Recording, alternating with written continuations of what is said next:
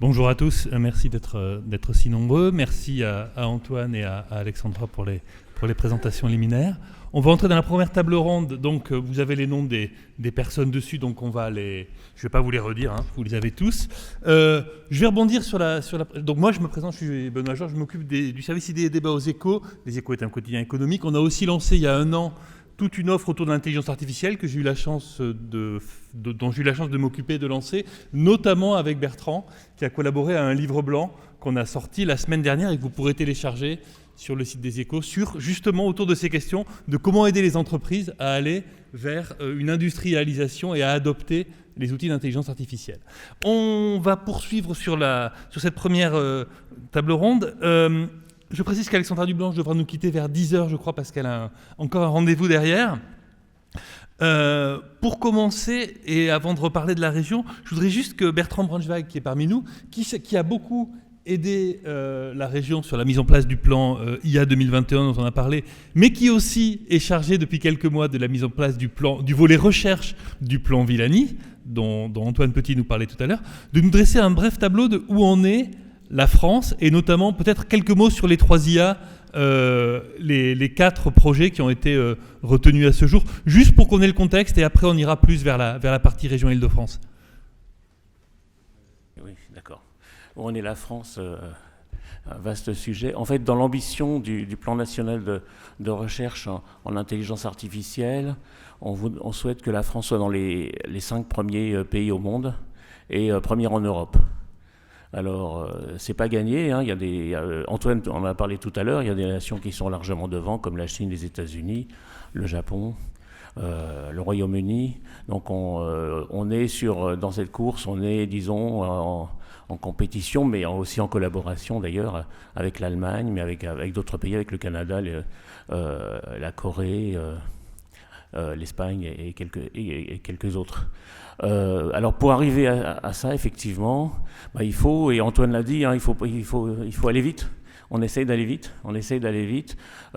C'est vrai que la mise en place des instituts 3IA, elle a pris un petit peu de temps, mais on n'a jamais été aussi proche de leur mise en place, puisque comme on l'a dit, leur étape finale, c'est demain. Et ensuite, justement, ce que je souhaite, ce que j'ai demandé au ministère, c'est que les décisions soient prises le plus tôt possible, de manière à ce qu'ils puissent effectivement démarrer dès maintenant. Ils vont avoir des doctorants, des post-doctorants à recruter.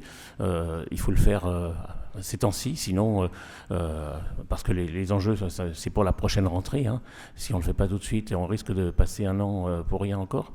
Donc effectivement, on essaye d'aller vite. Alors, on a passé effectivement la première année, c'est le premier anniversaire de la remise du rapport Villani au président de la République. Il y a d'ailleurs un premier rapport annuel qui va sortir. Il s'est passé quand même beaucoup de choses.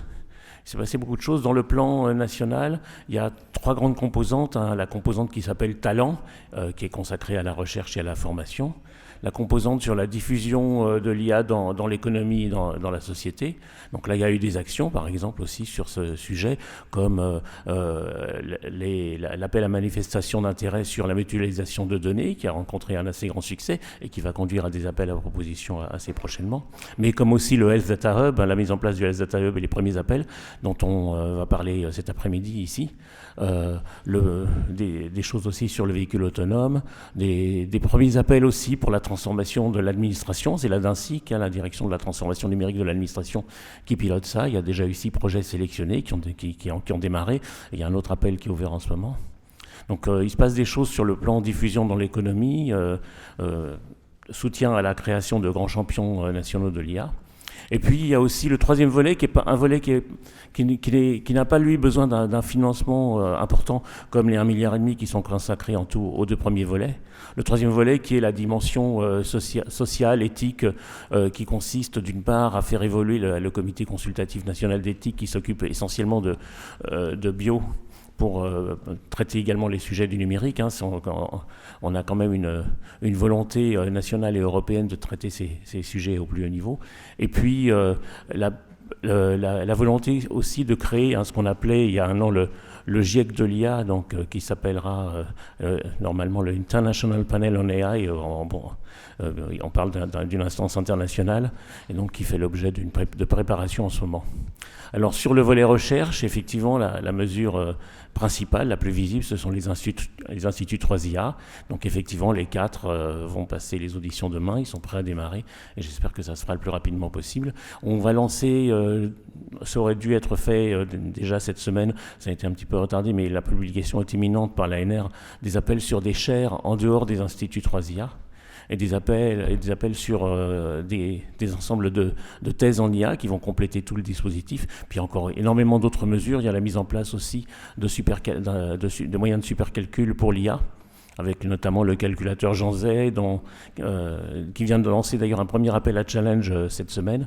Et un calculateur qui est vraiment fait pour l'apprentissage profond, avec 1044 GPU en ligne. Et donc celui-là, il sera en service, disons, à l'automne prochain. Et puis après, il y aura une deuxième couche beaucoup plus importante encore, cofinancée par l'Europe. Donc il se passe des choses. Voilà, ça c'est le schéma un petit peu global. Je m'en tiens là pour l'instant. J'ai déjà dit beaucoup de choses, oui. Non, merci beaucoup. Sur les 3 IA, il y a 4 projets, vous le disiez. Il y en a un seul en Île-de-France, Prairie. Il y en avait un deuxième qui était pressenti, qui ne verra pas le jour, ou en tout cas pas sous le label 3IA. Pas sous cette forme-là. Pas sous cette forme-là. Est-ce que c'est un problème ? Et ça, c'est une question pour Bertrand. Et pour Alexandra, comment la région va s'impliquer dans Prairie et dans le projet qui sera dans Paris, d'institut, qui sera le seul institut interdisciplinaire d'intelligence artificielle d'Île-de-France ? Le projet de Saclay a été déposé à l'époque où je dirigeais le centre de Saclay, donc tu peux imaginer que c'est un projet qui me tenait aussi personnellement à cœur. Donc à Saclay, il y a maintenant le moyen important académique de recherche sur l'IA, c'est l'Institut de convergence d'Ataïa, qui existe depuis plus d'un an et demi, et qui fait des choses et qui va continuer à se développer. Ce n'est pas pour rien, par exemple, que la ministre des Armées allait faire son discours sur l'intelligence artificielle vendredi dernier dans les locaux de l'Institut d'Ataïa. Donc moi j'ai assez confiance sur le fait que le pôle de Saclay va continuer à se développer. Il y a aussi sur Saclay la présence de très très grands industriels et d'un écosystème de recherche extrêmement important. Donc même en dehors d'une labellisation 3IA, je pense que le plateau de Saclay va continuer à rester un des lieux très très importants de la science des données et de l'intelligence artificielle. Et puis la deuxième question était pour Alexandra. Oui, pour Alexandra. Est-ce qu'on sait aujourd'hui, parce que ces instituts, ils sont embryonnaires, ça fait un an qu'on en parle, ils vont commencer à sortir, à se préciser. Est-ce que la région a prévu d'être impliquée dans leur fonctionnement et sous quels moyens ?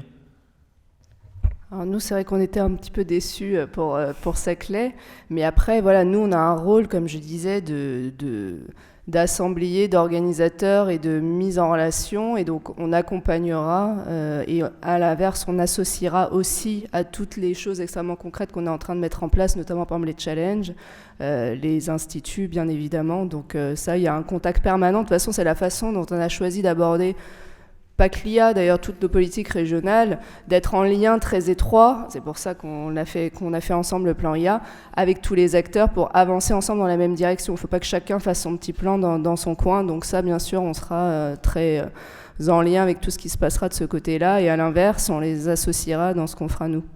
Je voulais parler, vous en parlez dans votre discours de ces fameux challenges, de ces défis lancés autour de l'intelligence artificielle. Est-ce qu'ils ont été annoncés en octobre quand Valérie Pécresse a annoncé le plan IA 2021 de la région Île-de-France ? Aujourd'hui, est-ce qu'on en sait plus ? Lesquels sont en cours et lesquels vont être lancés ? Et puis on en parlera aussi avec Isabelle Guyon, qui connaît bien l'organisation de ce type de challenge. Mais Alexandra, est-ce qu'on a déjà un peu le détail et le calendrier de ces challenges autour de l'intelligence artificielle ? Effectivement, c'était un axe important du plan IA. Ces challenges, c'est comment lever des verrous technologiques sur des filières qui sont pour nous essentielles. Vous l'avez compris, il y a l'industrie, il y a également la santé. Et il y a aussi l'emploi. Donc on va lancer ces différents challenges au fur et à mesure. À chaque fois, il y a un prix d'environ 1,5 million d'euros pour pour le gagnant. On le fait toujours avec des partenaires industriels. Et donc là, par exemple, le premier challenge, c'est le challenge IA Santé sur la médecine du futur. Là, on associe Médicène, l'Institut Gustave Roussy et également le Cancer Campus. Et d'ailleurs, on travaillera à côté à la constitution d'un hôpital du futur, à la pointe vraiment des technologies d'IA. Et donc, le concept, c'est on pose une question, c'est comment éviter la récidive du cancer du sein. L'Institut Gustave Roussy met à disposition 10 ans de données en open data, et donc on pose cette question. Donc là, on a limité un périmètre européen pour des raisons évidentes. Les candidatures, donc l'ouverture des candidatures s'est faite fin du mois de mars, et là, il y a un accès aux données à partir de mi-mai, clôture le 1er juillet, et en octobre 2019, on annonce donc les gagnants avec le vote du prix en novembre.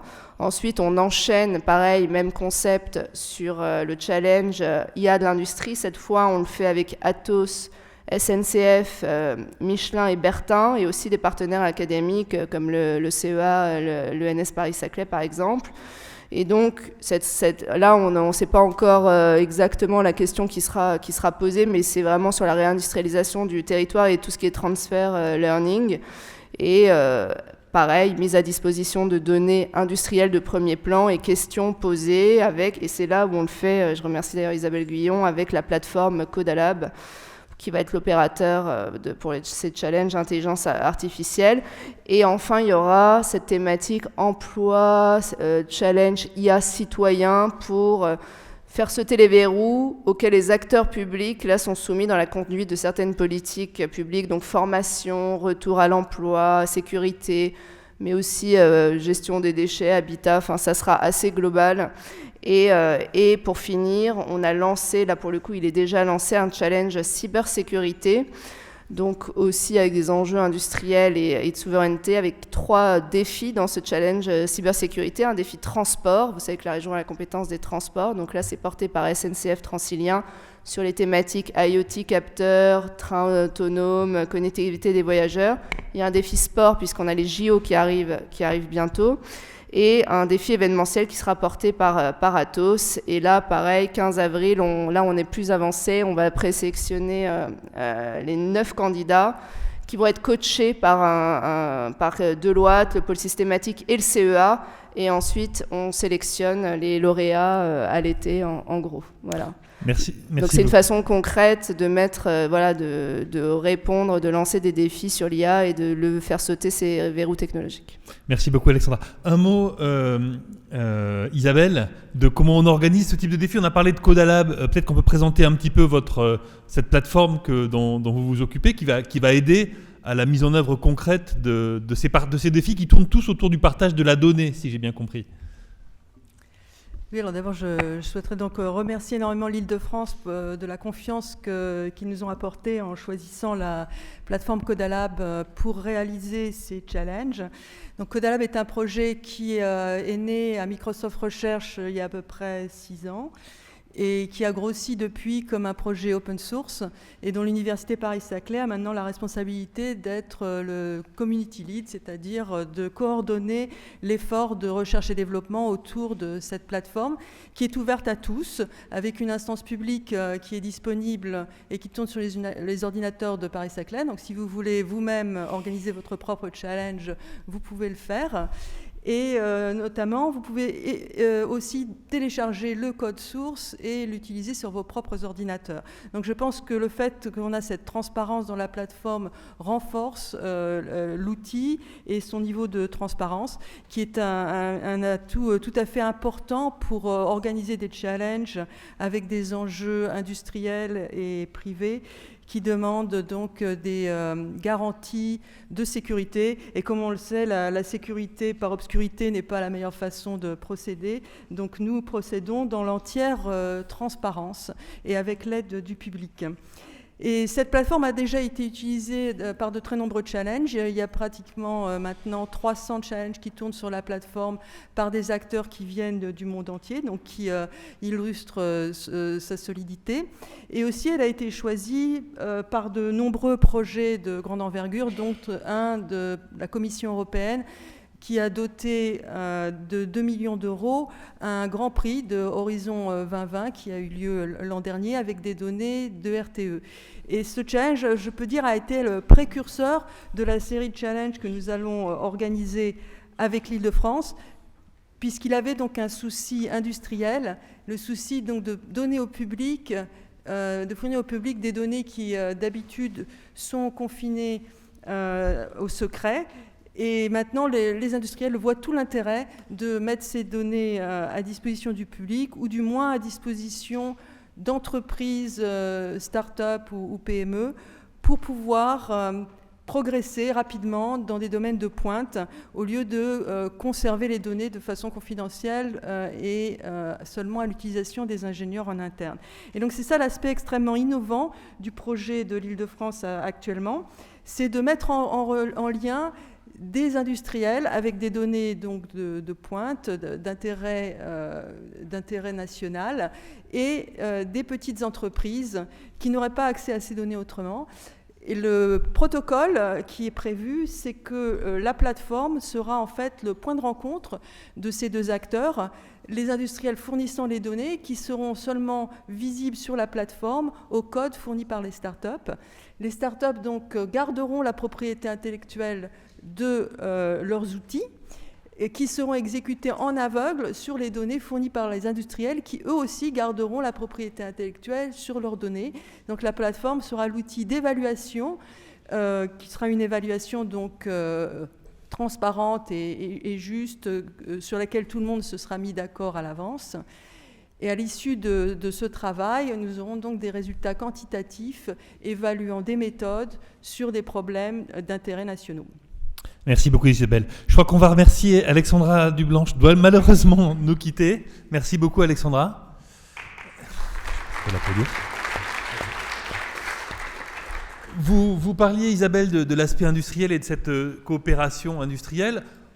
En partant des challenges et après plus largement, je voulais avoir l'avis. On a la chance d'avoir une experte d'un grand acteur industriel et d'un gros acteur industriel. Antoine Petit disait tout à l'heure que les industriels français font pas grand-chose ou peut-être pas assez pour l'IA. C'est pas le cas de Thales. Juliette Mathioli, d'abord, est-ce que vous avez eu, vous, l'occasion de participer à ce type de challenge ou est-ce que c'est un mode d'innovation qui vous intéresse? Et après, plus largement, on discutera un petit peu de la situation de Thales en Île-de-France et de votre vision sur ces politiques d'expansion de l'intelligence artificielle qu'on nous a présentées ce matin. Alors, bonjour. Quand on dit moi, c'est plutôt Thales. Hein. Oui. Thales a déjà participé à des challenges comme ça en les organisant. Il y a eu l'an dernier une initiative interne qui a... avec d'autres outils que la plateforme citée, pour essayer d'éprouver et d'améliorer les algorithmes que Thales fait. Puisque quand on dit les industriels ne se sont pas réveillés, enfin on travaille peu en IA, il faut savoir que le groupe Thales travaille en IA depuis plus de 30 ans. Hein. Les premiers travaux datent de 1985, si on fait un peu d'histoire. Par contre, depuis ces 3 dernières années, il y a eu un accélérateur et une stratégie beaucoup plus construite. Avant, on répondait à des problèmes avec des outils d'IA. Maintenant, il y a une vraie stratégie interne dans le groupe. Donc, la collaboration avec des académiques ou l'écosystème, hein, ça peut être aussi bien start-up, PME, TPE, elle se fait. Là aussi, Antoine Petit a dit qu'on travaillait peu avec les mondes académiques. On a quand même, depuis plus de 10 ans, un labo commun avec le CEA, Vision Lab, autour de techniques pour le traitement d'images et vidéos qui appliquent aussi des techniques d'IA. Donc, il y a des labos communs. On cite aussi le laboratoire commun avec le LIP6, le laboratoire CLIR, donc avec les équipes de Gallinari et d'autres équipes. Donc on travaille beaucoup avec cet écosystème et on veut aller au-delà de ces quelques laboratoires dont j'ai mentionné ou des coopérations qu'on a au travers de thèses et de choses comme ça. Aujourd'hui, en Île-de-France, la recherche autour de l'intelligence artificielle et les différentes techniques qui la composent, ça représente à peu près combien de personnes ?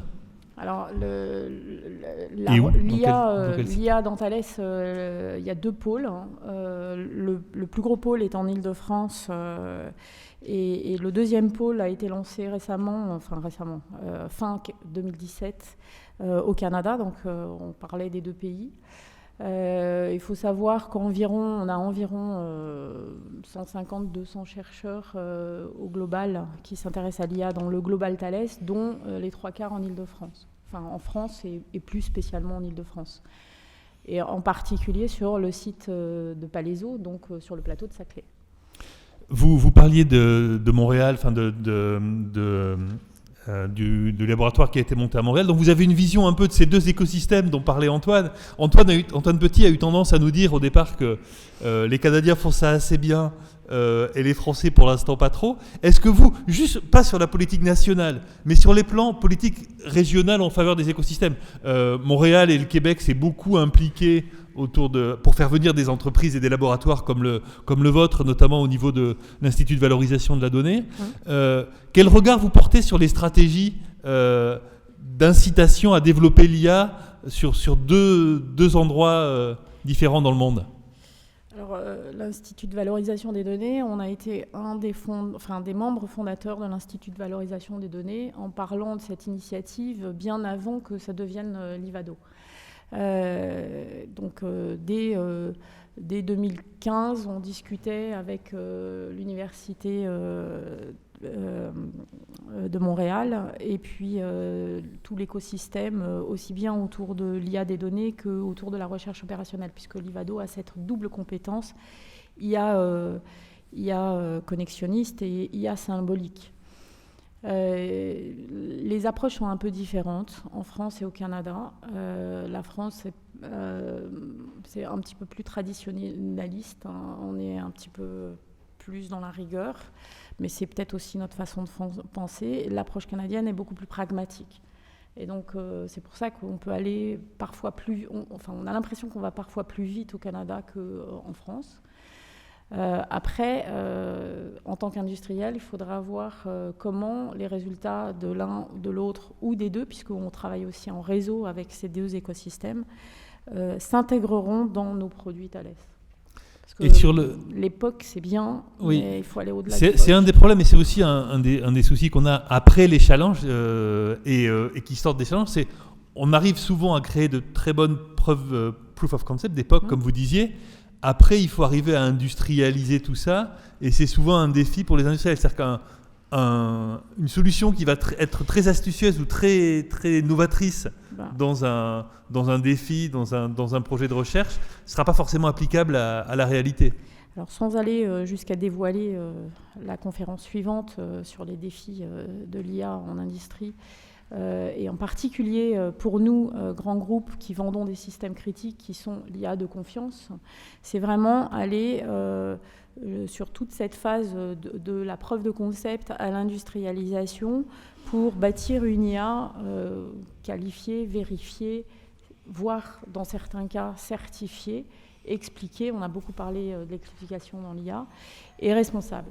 Et il est important vraiment de travailler sur ces points-là, avec une grosse notion de l'ingénierie de l'algorithmie qui est un parent pauvre, à mon avis, de l'éducation aujourd'hui. D'accord. Et pour revenir sur le plan IA de la région en 2021, il y a certaines des mesures auxquelles vous avez été plus particulièrement associés ou qui ont plus particulièrement intéressé un groupe industriel comme Thales ? Alors, dans les challenges, il y en a un qui n'a pas été encore mentionné, qui était l'IA de confiance pour l'industrie. Donc, celui-là, il est très important. Et puis, il y a aussi tout ce qui est la formation. Parce que, comme beaucoup, on a besoin de talents. Mais on a aussi besoin d'ingénieurs qui comprennent l'IA. Pas forcément des chercheurs en IA, mais aussi des ingénieurs qui comprennent de l'IA. Et les formations Bac plus 2, Bac plus 3 et plus sont très intéressantes pour un grand groupe comme Thales. Aujourd'hui, il y en a qui sont lancés au niveau de la région ou pas encore ? Est-ce qu'on forme aujourd'hui, peut-être que Bertrand a une vision aussi là-dessus, au-delà des chercheurs, les ingénieurs dont Juliette disait qu'on a besoin, on sait les former aujourd'hui ? Alors, en interne, on est en train de lancer des plans de formation en tant que formation continue pour nos ingénieurs. Donc il y a des actions qui sont en train de se construire, à la fois pour éduquer et puis ensuite aller au-delà. Par contre, il y a aussi tous les jeunes qu'il va falloir recruter. Et là aussi, on fait partie des groupes qui recrutons beaucoup sur ce sujet-là. Et il y a un manque de talent aujourd'hui. Il y a un manque de talent. Alors, il y a un manque de talent dans l'IA au sens général du terme, c'est-à-dire pas que dans le data science. Et on a vraiment besoin de cette complémentarité IA connexionniste, IA symbolique, parce que résoudre un problème complexe, surtout un problème complexe dans un système critique, nécessite de combiner ces approches et donc de faire de l'IA hybride. Isabelle, vous vouliez intervenir sur cette question du manque de talent et de la difficulté à trouver des gens qui soient bons, pas seulement pour développer les algorithmes, mais pour le traitement des données.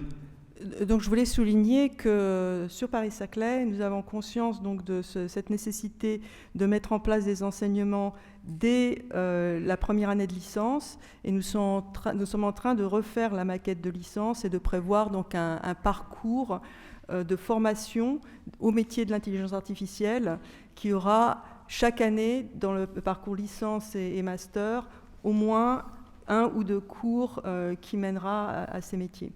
Et d'ailleurs, nous sommes très contents en fait, de collaborer avec vous pour la mise en place de cette maquette qui est en cours et qui sera mise en place à partir de 2020. Bertrand, un mot là-dessus. Est-ce qu'on forme assez de gens à la fois en chercheurs hardcore, je dirais, et en techniciens sur ces sujets-là aujourd'hui ? Non, on ne forme pas assez. Il y a effectivement des beaux programmes dans les universités, dans les grandes écoles. Mais par rapport à la demande, on est quand même très très en dessous. Alors évidemment, ce sont des actions à long terme à la formation. Mais c'est aussi un des objectifs dans le plan national d'avoir des formations en IA à la hauteur des besoins de l'industrie et de l'économie. Et ça se place à tous les niveaux, hein. On parle aussi bien de licence master que de formation d'excellence, y compris post-doctorants, des écoles d'été, de formation d'ingénieurs, formation continue également, où on a besoin également de former les gens qui sont déjà dans les entreprises et qui vont avoir besoin de ça. Donc il y a une action assez importante. Il y a une mission qui est donnée aux instituts 3IA d'avoir des programmes de formation à partir du niveau licence et au-dessus, y compris la formation continue. Donc c'est très bien, sauf que ces instituts 3IA, ils sont localisés sur 4 sites, et pour le reste des sites, on va avoir besoin d'appuyer encore un petit peu sur l'accélérateur pour avoir des formations pour l'ensemble du pays. Vous parliez des écoles d'été, il y en avait une sur le plateau de Saclay, à Polytechnique l'été dernier, autour de la donnée. Oui. Oui. Est-ce que vous savez si elle aura lieu cette année aussi, si une nouvelle édition est prévue ou pas ? Oui, tu le sais. Oui, alors je me souviens plus des dates, mais il y a de nouveau je crois que c'est le Data Summer School. Exactement, je crois que c'est en juin ou quelque chose comme ça. D'accord. Et c'est une école d'été qui mobilise énormément de monde, hein. C'est par centaines. Hein. Et des gens du monde, et des jeunes chercheurs du monde entier. J'étais l'année dernière et c'est vrai que c'était impressionnant de voir que c'est un domaine où sur quelques jours viennent des chercheurs, des jeunes chercheurs, des jeunes doctorants du monde entier. Du monde entier et de tout secteur, puisque Thales, c'était à la 2e édition, a envoyé pas mal d'ingénieurs à cette formation. Alexandra mentionnait aussi, alors un peu plus tôt dans la formation, l'information sur un lycée qui serait un lycée de l'IA, le premier en France, si ce n'est au monde. Je ne sais pas si ça existe déjà dans d'autres pays. J'en connais sur la robotique en Corée, mais j'en connais pas sur l'intelligence artificielle. Non, moi non plus. Est-ce que, Bertrand, vous en savez plus sur où il aura lieu et sur quel timing on est pour commencer dès le lycée à sensibiliser à ces questions-là? Oui, les discussions aujourd'hui portent sur faire c'est un lycée qui est dans le 12e arrondissement de Paris, le lycée Paul Valéry. Les discussions portent sur faire de ce lycée un prototype de ce que pourrait être un lycée d'IA. Alors, moi aussi, je me suis beaucoup interrogé sur la signification de cette association, Lycée plus IA. Et on peut penser, par exemple, est-ce que c'est un lycée où l'IA sert à former les élèves, à aider les élèves, ou est-ce que c'est un lycée où on enseigne l'IA aux élèves? Et en fait, c'est un petit peu des deux. Il y a vraiment une volonté à la fois de la région puis des porteuses du projet de faire, c'est plutôt en fait un living lab, hein, un site expérimental de ce que peut apporter l'IA à ce niveau de formation en grand, en grand quand même, hein, dans tous ces aspects, c'est-à-dire aussi bien des technologies venues de l'IA pour aider les élèves à mieux s'en sortir que des enseignements particuliers sur certains aspects de l'IA, bon, restant au niveau de ce que peuvent avoir des élèves de lycée. Hein. Et donc la contrainte qu'on a discuté, enfin pour moi c'est extrêmement important, c'est que c'est un site expérimental, je parle de Living Lab, mais on n'a pas le droit de se rater quand même, parce que c'est la vie de centaines de jeunes qui est en cause. Donc j'espère en tout cas que ça sera fait de la manière la plus efficace possible. Et d'ici à ce que, comment dire, il y a des travaux à faire, il y a de l'immobilier à faire également sur ce lycée, donc je ne pense pas que ça sera mis en place dès la rentrée prochaine, par exemple. Parce qu'il faut un certain temps pour à la fois concevoir la manière dont il va opérer, le mettre en place, mettre en place aussi les services numériques dont il y a besoin pour que ça se réalise. Donc c'est un assez gros chantier. Hein. Donc il n'y a pas encore de calendrier. Ça ne sera pas à la rentrée 2019-2020, peut-être à la suivante. Je ne peux pas dire pour l'instant. On ne sait pas encore. D'accord. L'IA, elle se fait aussi dans des grandes conférences mondiales parfois, la recherche et la discussion. À un moment, je sais que la région Île-de-France avait essayé, on s'était vu au New Rips à Montréal en décembre. Il y a une volonté aussi d'attirer dans la région de grandes conférences parce que typiquement des villes comme Montréal ou Toronto ou Vancouver en profitent pour leur notoriété, pour rassembler les chercheurs. Est-ce que c'est aussi quelque chose que la région veut pousser dans les années qui viennent ? Ah, et comment ? Oui, la région est très très volontaire pour organiser une de ces grandes conférences sur son territoire. Donc la région a candidaté pour NeurIPS, qui est le nom actuel de la conférence NIPS telle qu'on l'exprime avant, qui est la principale conférence sur les réseaux neuronaux et l'apprentissage profond. Mais il y a aussi ICML, il y a d'autres conférences qui peuvent être très bien. Et non seulement c'est un objectif de la région, mais c'est également, on a positionné cela comme un des indicateurs de succès du plan national de recherche en intelligence artificielle, le fait d'avoir à terme sur le sol français une de ces grandes conférences, disons dans les quelques années qui viennent. Donc je pense que là on est totalement en phase sur cette ambition. Juste pour compléter, dans les mesures qui avaient été prises par la région, il y avait vraiment une mesure de rendre visible la région Île-de-France au niveau mondial sur ce qui est fait par la région et dans la région en IA.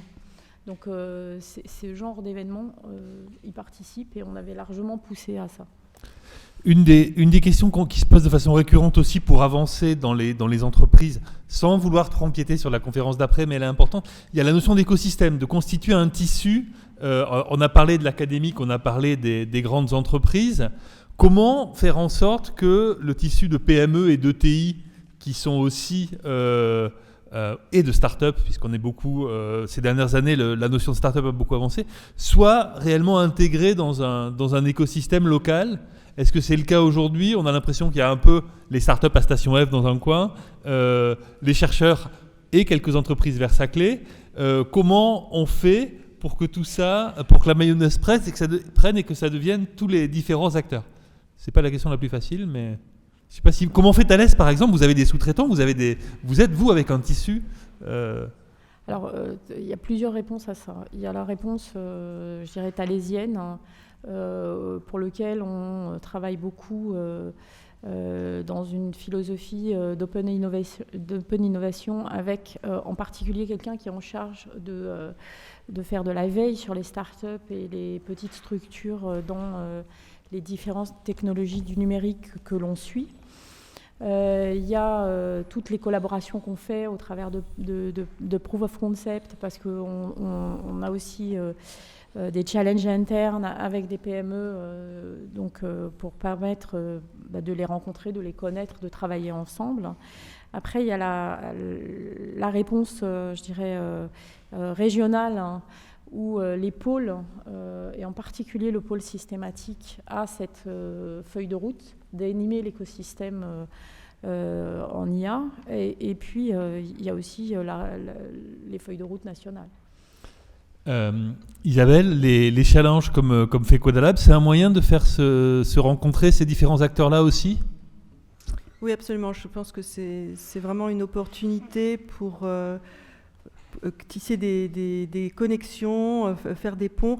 Moi, mon souhait, ce serait pas seulement en fait de faire des challenges tels qu'ils sont organisés actuellement, avec donc la feuille de route qu'on a prévue avec l'Île-de-France, de mettre en relation des industriels et des startups, mais de le faire sur un plan plus général, de mettre à disposition en fait des laboratoires cet outil challenge, que ce soit des laboratoires industriels, des petites entreprises ou des laboratoires académiques, pour qu'ils apprennent à formuler leurs problèmes sous une forme bien calibrée d'un problème bien posé, avec des métriques précises, et de les mettre à disposition du public, pour que ça devienne en fait un petit peu une nouvelle façon de faire progresser la science et la technique. Et je pense qu'on en prend la voie actuellement, donc les challenges se popularisent de plus en plus. Et donc dans le cadre du master auquel je participe, on a des formations à l'organisation de challenge pour que les gens comprennent qu'en fait c'est une démarche scientifique qui demande beaucoup de rigueur. Et ça va permettre en fait de servir de tremplin, je pense, pour la recherche en intelligence artificielle en France, si on s'y prend bien et si on stimule les chercheurs à prendre cette voie.